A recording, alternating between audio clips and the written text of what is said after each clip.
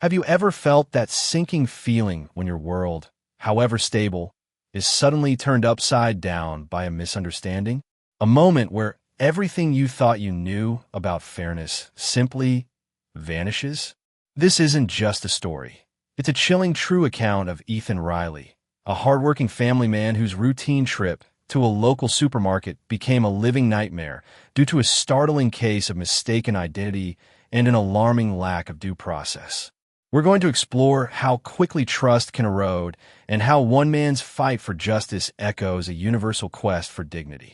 Imagine a regular Tuesday, errands to run, a simple task. Then, suddenly, the floor falls out from under you.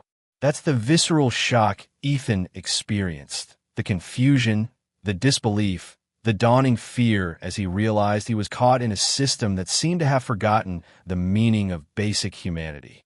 It's a feeling of utter helplessness, a moment that leaves a permanent mark.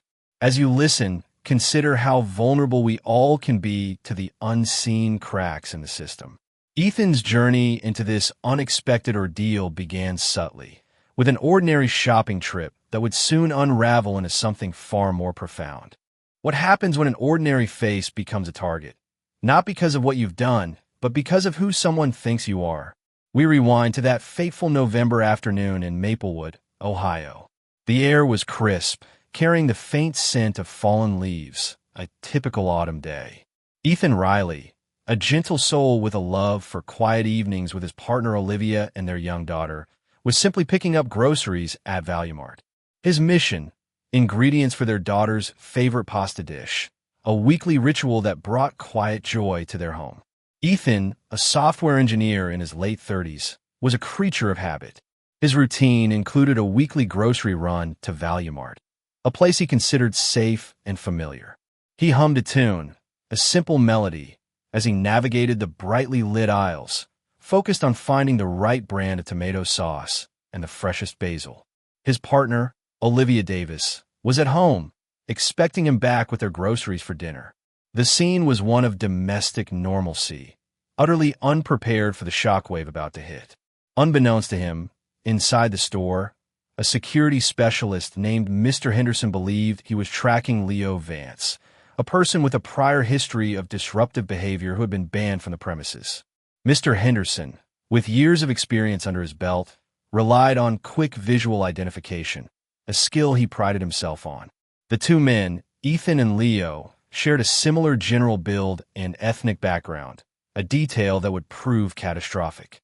This critical misidentification set the stage for an escalating confrontation. Ethan, a man whose life revolved around stability and routine, suddenly felt an invisible spotlight on him. The mundane act of pushing a shopping cart transformed into an eerie sense of being watched. He couldn't shake the feeling that something was amiss, a subtle shift in the atmosphere that precedes a storm. It's the anxiety of the unknown, the premonition that something isn't quite right. He'd glance over his shoulder, catch a glimpse of someone watching him, then dismiss it, thinking it was just another shopper. But the feeling persisted, a cold prickle on his skin. He pushed it aside, attributing it to fatigue from a long week, trying to remain focused on his pasta sauce. This moment, this small, overlooked seed of doubt, is where everything began to unravel. What if Mr. Henderson had taken an extra moment to verify his suspicion? What if a simple question had been asked before assumptions took root? How many lives might be spared from such profound disruption if empathy and due diligence were prioritized over snap judgments? It's a fundamental question that underlines the fragility of our justice systems. Ethan was about to become a stark example of what happens when that simple question goes unasked. Take a moment to reflect on how quickly a situation can escalate from a simple mistake. As Ethan approached the checkout, the escalating tension became undeniably real, pushing him into a bewildering new reality. Imagine being told you're someone you're not, then losing your freedom because of that lie. How do you prove your truth when no one seems willing to listen? The situation intensified when Officer Jenkins of the Maplewood Police Department arrived. Mr. Henderson, confident in his mistaken identification, pointed directly at Ethan. Officer Jenkins, a man accustomed to trusting security personnel, approached Ethan. Without asking for identification or even Ethan's name, Officer Jenkins, acting solely on Mr. Henderson's misidentification, proceeded to arrest Ethan. "Sir, you need to come with me," Officer Jenkins stated, his voice flat and authoritative. Ethan, bewildered, felt a rush of adrenaline. "Excuse me? What is this about?" he asked, his heart beginning to pound. "You're banned from this store, Mr. Vance," the officer replied, already reaching for his handcuffs. "Vance? My name is Ethan Riley. You have the wrong person," Ethan exclaimed, his voice rising in disbelief. He tried to explain his past interaction with ValueMart, a decade-old, minor shoplifting accusation that had resulted in a 1-year ban, which had long since expired. "It was over 10 years ago, and the ban was for just 1 year. I was buying a few energy drinks. There was a misunderstanding, but it was resolved, and the ban ended years ago." His pleas, however, fell on deaf ears. This was the moment Ethan's heart sank. The initial confusion gave way to a surge of indignation, then profound despair. He was trying to articulate his reality, to explain a forgotten past that was now condemning him, but it felt like shouting into a void. The trust in authority, in fairness, began to shatter. The feeling of being unseen, unheard, and utterly disregarded by the very people meant to uphold justice is a deeply disorienting and painful experience. Ethan found himself handcuffed, the cold metal biting into his wrists. He looked at Officer Jenkins, then at Mr. Henderson, searching for any flicker of recognition or understanding. His voice, initially calm, grew strained as he recounted the details of his decade-old incident, explaining that the ban was temporary and expired. He pointed to his current groceries, a symbol of his innocent intent: pasta sauce, fresh basil, whole wheat spaghetti. Officer Jenkins, however, remained impassive, guided by the confident assertions of the security guard. Meanwhile, Olivia, who had been on a video call with Ethan, expecting to see him check out, instead saw the alarming scene unfold. Her stomach clenched. She quickly switched her phone to recording mode, capturing discreetly, her hand trembling as she documented the unfolding nightmare. She felt a cold dread gripping her, witnessing the injustice unfold before her eyes. An officer briefly told her she wasn't allowed to film inside the store, but Olivia knew her rights. She maintained her position, her focus unwavering. Just as Ethan believed he might be able to explain himself, the officer's hand reached for his handcuffs.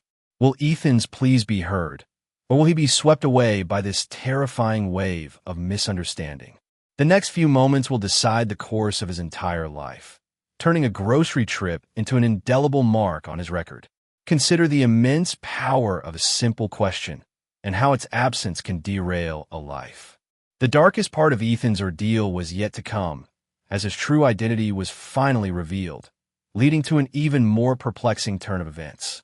What happens when the system admits its mistake, only to double down on an injustice?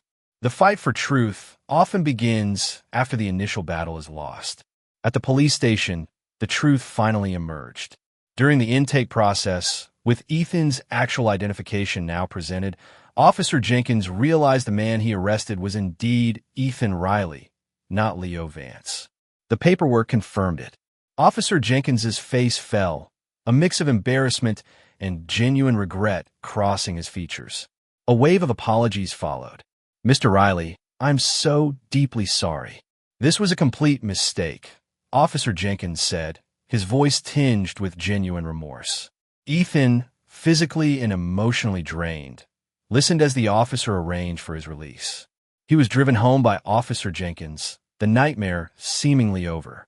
The relief that washed over Ethan as he pulled into his driveway was immense, a brief, blissful return to normalcy. Olivia rushed out, embracing him tightly, tears of relief streaming down her face. They were home, safe. However, the tranquility was short-lived.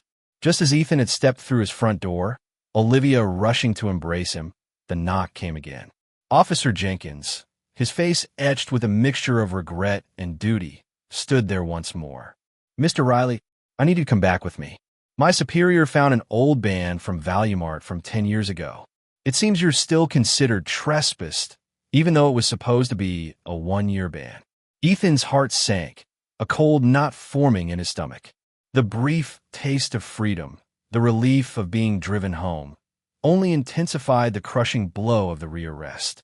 It was an emotional whiplash, from hope to utter despair.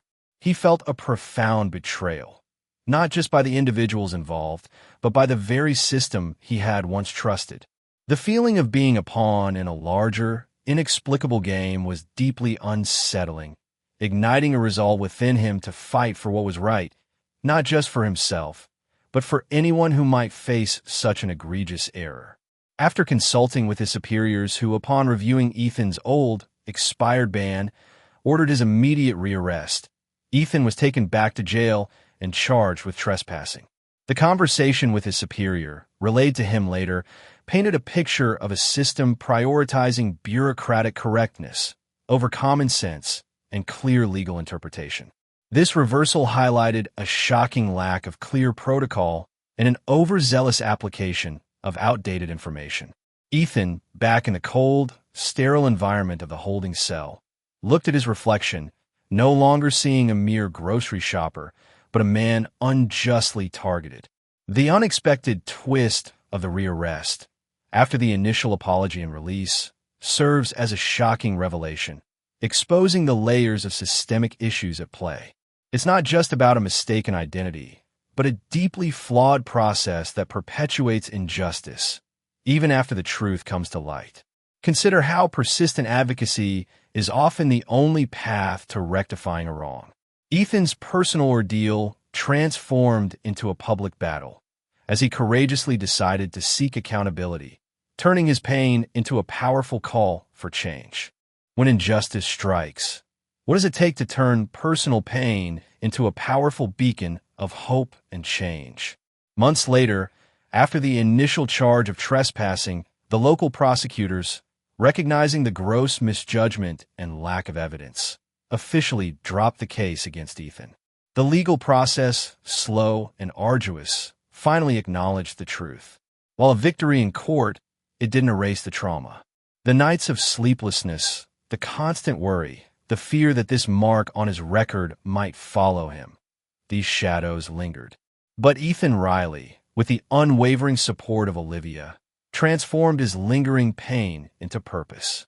He is now courageously suing Valuemart, Mr. Henderson, and Officer Jenkins in federal court, seeking substantial damages for racial profiling, false imprisonment, and wrongful arrest. This legal battle is not just about financial compensation. It's a profound statement against a system that allowed such an egregious error to occur and persist. It's about demanding accountability, about sending a clear message that such negligence will not stand.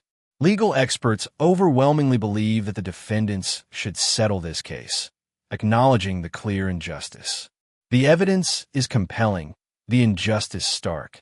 The emotional payoff of this story lies not just in the charges being dropped, but in Ethan's unwavering courage to stand up. There's a quiet strength in choosing to turn immense personal suffering into a fight for systemic improvement. It's the hopeful resilience of the human spirit, the determination to prevent others from enduring similar pain. His story isn't just a tale of being wronged. It's an inspiring testament to finding one's voice and seeking true accountability, showing us the power of persistence in the face of overwhelming odds. He is a testament to the fact that even in the darkest moments, the human spirit can find the strength to shine, to demand what is right, and to work towards a world where such miscarriages of justice are a rarity, not a terrifying possibility. May Ethan's story inspire us all to question, to seek truth, and to stand for justice, however small or large the fight may seem. This video only scratches the surface of the silent battles many individuals face against systemic issues. If Ethan's story resonated with you, and you're keen to explore more narratives of resilience and understand how to navigate complex situations, make sure to subscribe to our channel and turn on notifications. We're building a community dedicated to shedding light on important truths and empowering you with knowledge. Share this video with someone who needs to hear this powerful message, and leave a comment below telling us your thoughts on Ethan's courageous fight. What would you have done in Ethan's shoes? We'd love to hear your perspective.